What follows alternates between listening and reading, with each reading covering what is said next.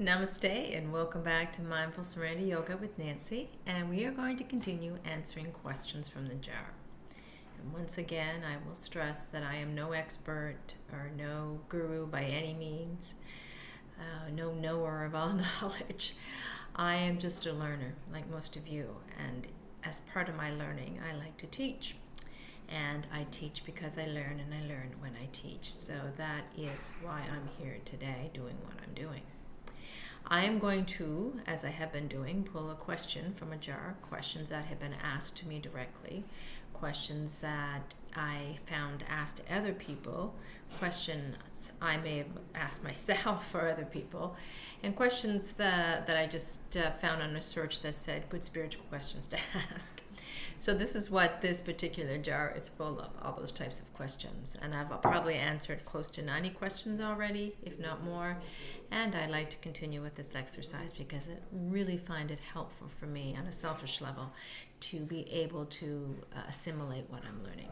So I am going to reach in and I'm going to pull out a question. And I will just going to read it real briefly to make sure it's not one I've already had before because I've been going back in.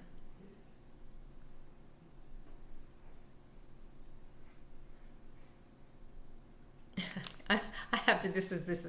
I have to ask this one. I have no way. Oh, anyway, it just came up. So I'm going to press the start button. I'm going to take a nice deep breath, which I do before I answer any questions. It just helps me to get to the wiser part of myself, that wiser part that exists in all of us, past the mind that wants to pretend that it knows more than it does. So I'm going to take a deep breath. And I'm going to exhale.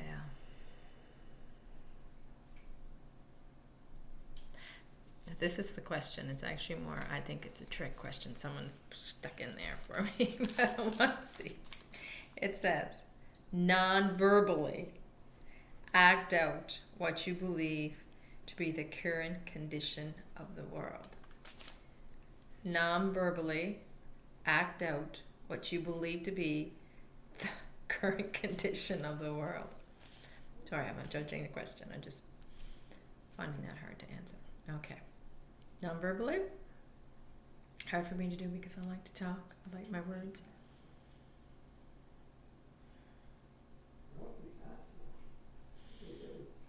It's like playing charades. I'm going to put my glasses off because I think my glasses have a glare.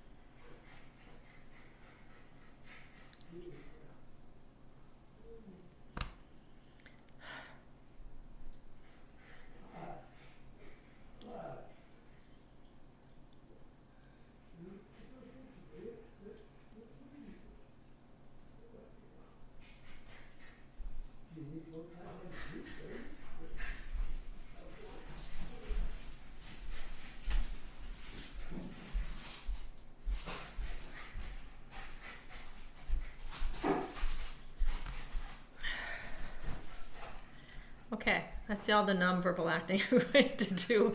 And what did I do there? It was a tough question. I wasn't expecting to do any improv today. Non-verbally act out what you believe the current condition of the world to be. So the first thing that I came to in my mind was this sense of shock, this shock about the challenges that occurred in life, this reaction to emotional reaction to what is presented before us in each given moment. The world tends to be in a state of shock. They don't like what's going on in the world, or not all of it, but most of it, and reacting to it with shock as if they can't believe how it got there.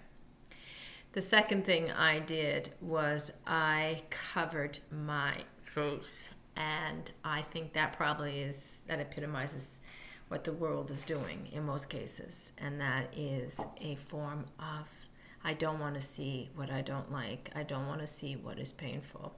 I don't want to see what's actually going on if it doesn't make me feel comfortable inside. So there's this universal or collective hands over the face. I don't want to see it. I don't want to know what's going on other than that which makes me feel comfortable and that which is pleasant. The third thing I did was I put my hands out as a form of stop, no, don't want that. That's not coming inside me. I'm not going to deal with that. Keep that as far away from me as possible. And no is the basic resistance we have to the experiences we're having in life. The last thing I did was the grasping out here to get what might make us feel a little comfortable in here and help us to sigh a little bit in relief. That is basically non-verbally what the world is doing. We are putting our hands over our face. We're not wanting to experience all of life. It's just too challenging. We're shocked, first of all, by reacting in shock when life does something. We assume it's to us when life gives us a challenge or difficulty, whether we have a hurricane or we lose a loved one, or, we get an fender bender or a more serious accident, for example. It's this shade of shock. I can't believe that happened. To me is the thing we usually say. To me, when it isn't to me. What happened in that instant is the unfolding of 1,000 causes to get to the effect that was that just unfolded it in front of you, whether it be the accident or the tornado or the loss of a loved one. 1,000 different variables, or 100,000 different variables added up to that one moment in time for that turning out the way it did. For example, if it was a car accident, it could have been that you left the house 5 minutes later than you normally would have left because the toaster wasn't working right and you had to keep pushing down that button. It took you 5 extra minutes to get out the door. It could be because the make and model of the car you had had some type of defect on it that is will just later be recalled because of something the person who was working on the assembly line did, because they got in a fight with their spouse that morning, and they got in a fight with their spouse that morning because of something the child did, etc. So that could be one of the variables or sets of variables leading up to your accident. It could be the person that hit you was drinking, and they were drinking because they were numbing from their pain. They were an addict numbing from their pain because of the experiences they had as a child, and the experiences they had as a child was a result of what their parents had gone through, and their parents' experience was a result of what their parents had gone through. So there you are, 5 minutes late because of a toaster, getting into a vehicle that had thousands of variables related to the defect in it that made the brakes not stop right when you needed them to brake because of the person who was drinking that pulled out in front of you, and they were in that state because of all the variables they had been going through. So as you can see, it's just all these variables led up to that moment that made you go in shock. That made you question, why does this always happen to me? Because we have a tendency as human beings to personalize things, and as a collective we personalize as well. So when we're talking about war or politics or something, even though each individual vote leads to the person that's running our governments and leading to the laws and whatever that are taking place in our countries, we have a tendency to look outside ourselves and say, why is this happening? We don't tend to see our own accountability in it. The hands over the face is just this denial of reality that most of us, we have a hard time dealing with reality, coping with it. And that's why we do all the things we do, and that's why we're stuck in these samskara messes that we're stuck in. That's why we can't release those blockages and feel the full extent of peace and joy and bliss that we are meant to experience as human beings. And it has a lot to do with this hand over the face. And as a collective, as a world collective, what's happening to our planet, what's happening in our governments, what's happening in our nations, it's a hand over the face. We just have a hard time dealing with it. Then when we go like this, that is, we don't want that experience of life that's unfolding in front of us to come in like all experiences are meant to do. All energy is meant to come in an entry door, leave through an exit door. But even though the experience will come in, we can't change what's happening. Like, for example, if you had that accident, the accident happened. You can't go back and change it. You had an accident.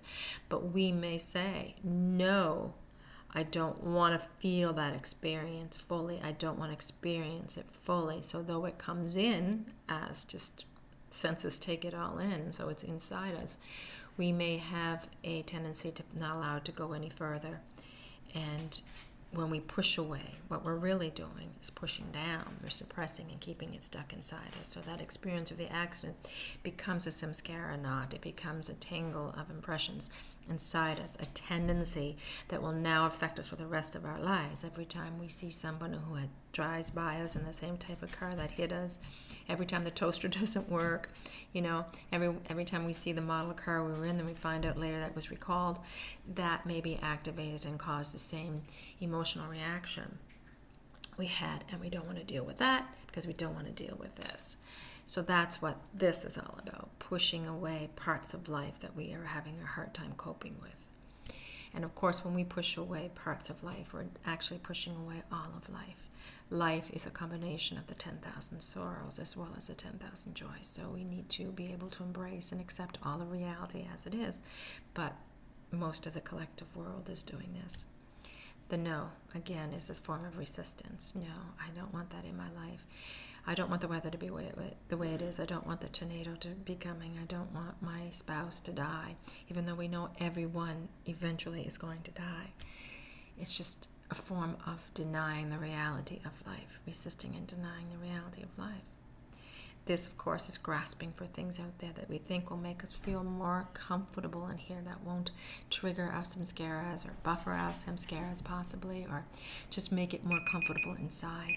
That's the pushing down that we tend to do. That is the grabbing and clinging and holding it in our hearts. Okay, now I feel better. I feel a little bit of relief. I've created more comfort in my comfort zone, and I've avoided more discomfort in my comfort zone. So that is what I'm doing. And if all of us 8 billion human beings are doing that type of reaction, you get what I did? Let's do that again.